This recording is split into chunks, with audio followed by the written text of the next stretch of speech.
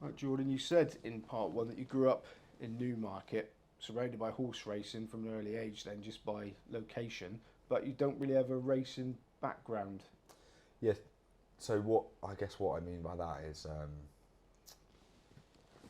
like I said previously, racing tends to be quite a closed shop in terms of getting into the industry.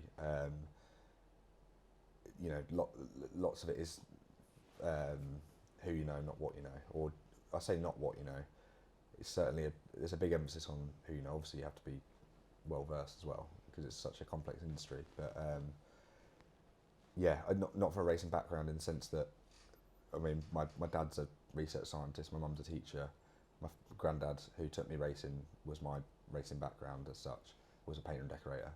So um, yeah, no, it's just my I guess my racing background would be more from the fact that my granddad would like a little bet, on the weekends and liked going to Newmarket. So And you took you along with him. yeah, that's it. Yeah, it wasn't like some of these stories I hear, like when it wasn't he wasn't a big gambler at all. He just loved racing like me. Really, just loved it for the sport. Um, but he was a very good judge, really, and he certainly could have he could have done well from it if he wanted to. It was just more just a fun thing for him. So it wasn't like I was going around doing bookie runs at Newmarket for him, having wads But on. But was he educating you into the finer points of racing? Is that how you've got yeah, so well, knowledgeable so young? certainly, yeah. So like with the I guess like I was saying before, with having the main thing for me is having a solid discipline, and by that I mean I set a boundary for if this horse is a bet or not, and if I don't get a price I want, I will just leave it. He sort of he didn't necessarily instill that, because I mean he would never have had a really big bet. I think the biggest bet he had was on Golden Horn for the Derby, and I can't remember what it was, but it would have been less than £100. But he just instilled that sort of, it's a dangerous game if you get like any sort of parent figure or parent or grandparent would, really, to someone young in a family. Like, obviously, be aware of the risks with gambling, and yeah, just So you went to fast forwarding. So you obviously did well at school because you went to university, Royal Holloway, yeah, and you graduated with a first in biology. yeah, So did you already have half an eye on the bloodstock industry before you did that? yeah. So um, it was before I went to university that I sort of started to think I definitely want to work in racing. Um, what avenue can I go down? So actually, initially, the plan was I was going to do the 3 year biology degree that I did, and then go and do a vet degree after, and then possibly go down equine veterinary route. Um, but for one reason, I just throughout uni, I sort of that would have been when I've started to improve my just being a better judge, I guess. Were you making it pay during university then? Yeah, well, obviously university is quite a expensive experience, especially with nightlife and what. So yeah, I'd say making it pay, I'd say it covered my expenses. Put it that way. So you managed to find time to study the racing and go out partying and do all the university sort of stuff. Yeah, well, yeah. So luckily, yeah, and still managed to find a little bit of time for studying, which is good. But yeah.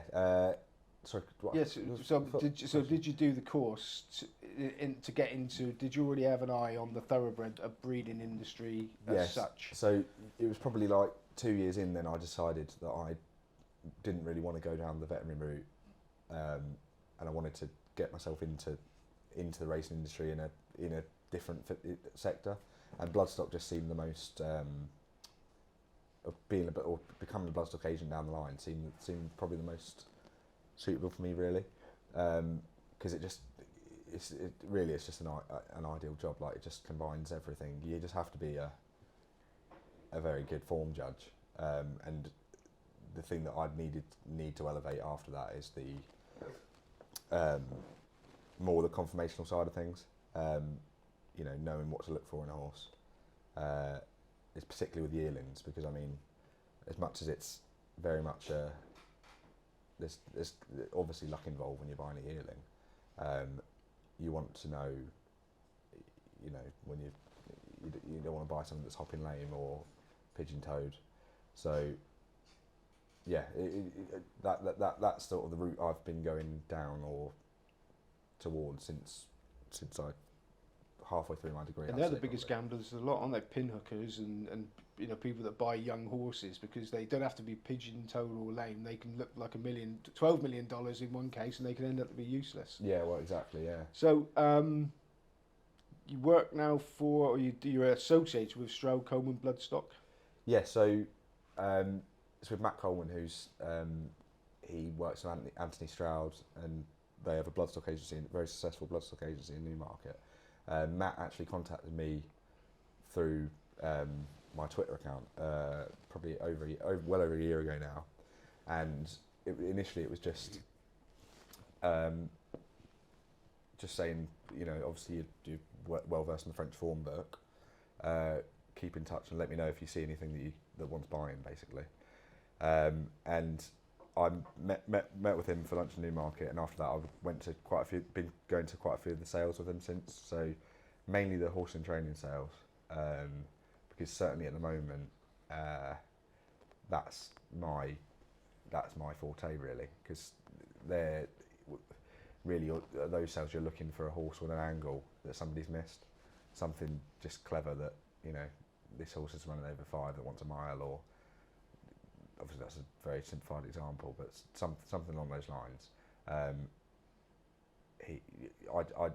do that for him, go through a catalogue, and hopefully try and find something that's just he can then look at that he might have missed. Just helping him out. So what you bring to the table then is you go methodically through the form and through the breeding. Yeah. And highlight horses, and then he does the looking at them, or is that something you've trained your eye for as well now? Yeah, so certainly trained my eye for it would be a good way of explaining it really, because I've tried to do that as much as I can over the last sort of few years as well. But yeah, obviously I'm no expert in that for the moment anyway, and I would go around with Matt, assessing the confirmation as well. But that would be more really the shadowing side of it with the work with Matt. I'm trying to absorb as much information from him as possible, because he's definitely the best judge I know, and it's also he happens to know pretty much everyone, so it's good networking as well, which is good. So I'm guessing that if you're going through the form book, you're going through two, but you're going through the stud book and the form book. Yeah. So you've got to get a lot deeper than if you're just trying to find the winner of the next race. Oh yeah, for sure. Yeah. So is this from a sales point of view? Yeah. You mean? Yeah. So, like I say, really, because Matt is such a good judge, I'm not just going through and there's no point me going through and finding something really that's a last time out winner rated 90. And it depends what the order is as well, because there's quite a lot of orders. So there might be an order for a horse with a rating to go to Dubai to race in Carnival. Something like Alignac that Jamie Osborne bought last year and then took him to Dubai. I think he was a 5-year-old or 6-year-old, 5-year-old at the time he bought him, with a rating. Really, with a horse like that, there's not really an awful lot. You're not going to really improve him if you're racing in England. But targeting those races over there, races that he can qualify for with his rating, that sort of thing, you have to have different angles for different orders. But yeah, it's more for me. It's more trying to find something that he might have missed, which is difficult, but I do my best. Okay, so people think of the bloodstock industry, they think about the very top, where it's multi-million-pound purchases of horses, and but what are the odds of hitting the actual big time? So, well, there's a lot of very good judges. I say at a lower level, but I say when you're competing with the big boys like Godolphin, Coolmore, I think everything else below is probably a lower level in that description. But you mentioned pinhooking earlier. That is certainly an avenue where it's obviously very risky. But there's an example actually. There was a filly that was supposed to run this afternoon at Nottingham, Naomi Lapaglia.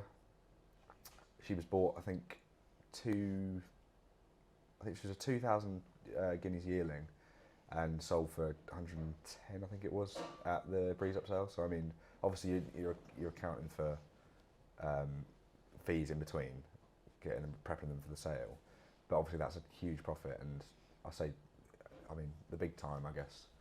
I don't really know what that encompasses, but I wouldn't mind having £100,000 profit on a yearling. That wouldn't be too bad. But when you talked about, you said your words working at the lower level. So is the concentration there on sort of hoping to upgrade from good to great, or let's get the best sprinter for the money that we've been given, for example? So you looking to, you're saying you're trying to find stuff that other people haven't spotted. Yeah. So would that be the constant aim at that sort of grade? Yeah. So particularly at the hit sales, horse and training sales, that's kind of a difficult question to answer, because really there'll be a lot of orders, and a lot of the orders are very unique.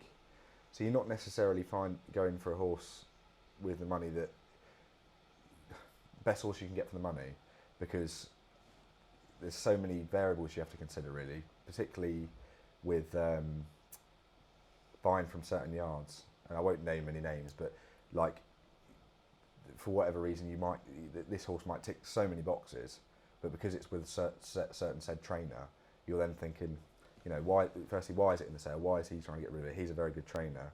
Are we going to improve it? Probably not. So so many things have to come under consideration at those horse and training sales. But that's what makes it so interesting for me, really, because you might think you're onto a winner, but you have it vetted and it's, I don't know, got three nails in its cannon or something, and then that's a cross. I was going to say about the some people aren't all that polite about certain trainers, and other trainers are good at improving horses. Now, do you think maybe that's because they've got a skill of buying from particular yards because they think they can improve on what that trainer's abilities are? Oh, for sure. Yeah, I mean, it's a completely dog eat dog game. Those sales are really just, there's you can't really take any prisoners, because whether you're going to upset someone by taking a horse off them rated 60, and then a year down the line it's rated 95, and you're selling it for 10 times more than what you bought it for, you can't really take that. You can't really worry about that. But yeah, that's definitely lots of the shrewder operators at those horse and training sales that are looking for horses to improve, buying horses that are trained in England or the UK and continuing to race them in the UK to improve them is a very difficult thing to do, really. It's probably the most difficult thing to do at those sales. So you have to be very shrewd with your buying. The horse watchers would be a good example. And they've had a lot of success, obviously, with buying from certain yards, and they've no doubt got, angles and trainers they prefer to buy from, like we all do, I suppose. So yeah.